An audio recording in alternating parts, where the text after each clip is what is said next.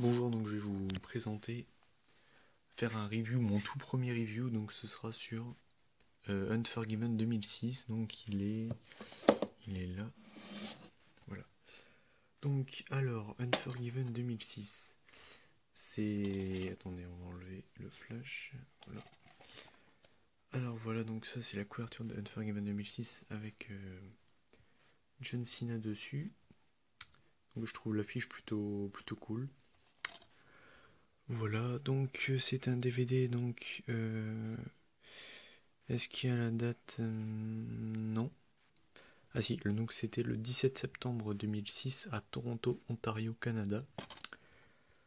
Voilà, donc en gros, alors je vais vous dire la carte. Donc, alors les matchs, donc il y avait le TLC entre Edge et John Cena pour le titre de la WWE. Donc je vais revenir sur ce match. Donc c'est un très bon match, bien hardcore, avec la victoire de Cena. Mais ça en reste un excellent pay-per-view, un excellent match, pardon.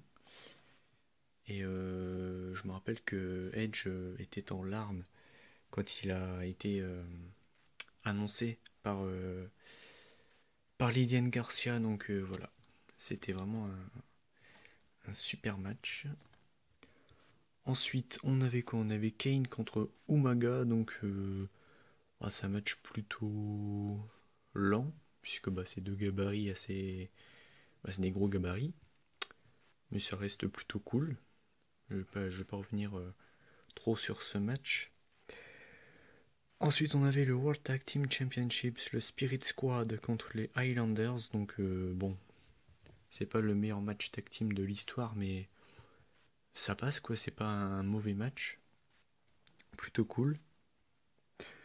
Ensuite, alors Carlito Randy Orton, c'est un excellent match. C'est pas un match très connu, mais je le trouve vraiment fun avec la victoire de Orton, un super RKO.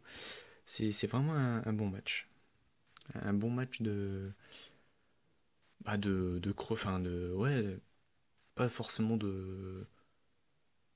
C'est un bon match, quoi. C'est un bon match. Et ensuite, alors, on a un match superbe, un match pour le Women's Championship. Lita contre Trish Stratus. Et bien, pour une fois, j'ai envie de dire que ce match ne sera pas la post-pipi. Parce que généralement, les matchs de diva, c'est généralement la post-pipi. Et mais ce match-là, non. Parce que, voilà, c'est deux des meilleurs divas de l'histoire de la WWE. Et voilà. En plus, c'était le dernier match de Trish Stratus. Et puis, voilà. Donc, c'est vraiment un très bon match. Ensuite, on a le match pour le titre intercontinental entre Johnny Nitro et Jeff Hardy. Donc, pareil, c'est un excellent match. Voilà. Franchement, j'ai rien à dire sur ce match. Voilà, il est bon. Et enfin, le Hell in a Cell entre DX et les McMahon et le Big Show. Pareil, c'est un véritable régal. C'est un match référence. C'est un match référence, tout simplement. Parce que, voilà quoi.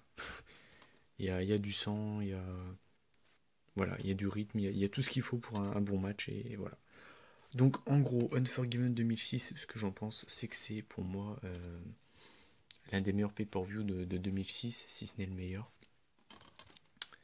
Avec le Edge Cena, le Carlito Orton, le Johnny Nitro Jeff Hardy et le DX McMahon contre les McMahon et le Big Show qui ressortent du lot.